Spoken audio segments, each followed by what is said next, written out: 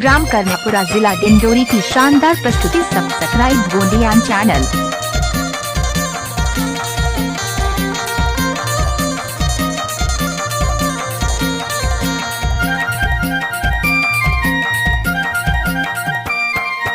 तोर चेहरा गोरी नैना मा झूले वो तोर चेहरा गोरी नैना मा झूले वो तोर चेहरा हाय रे।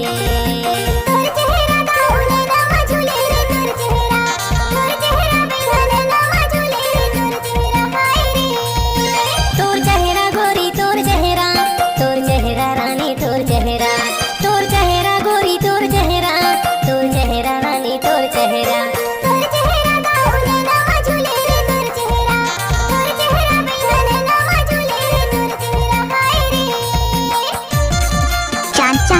से होता है सितारों से नहीं, राकेश भी सबसे प्यार करता है एक से नहीं।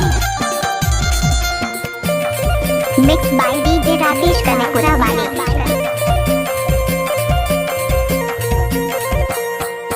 डोंगरी पहाड़ में बोले चिरैया, डोंगरी पहाड़ में बोले चिरैया, बिही में बैठ के रोवे गोरैया तोर लाने भैया रोवे परान मोर तोर लाने हाय रे।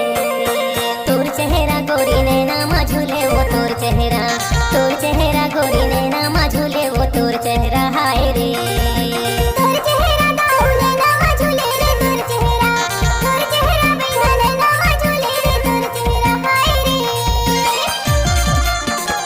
राकेश डीजे बजाते और लड़की नचाते यार। डीजे राकेश कर्णपुरा वालों। Mobile number 73 12 98 94 Reliance Android phone.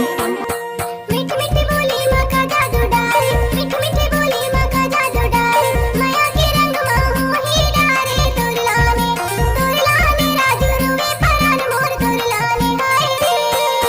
तोर चेहरा गोरी नैना मा झूले वो तोर चेहरा गोरी नैना मा झूले वो तोर चेहरा हाय रे।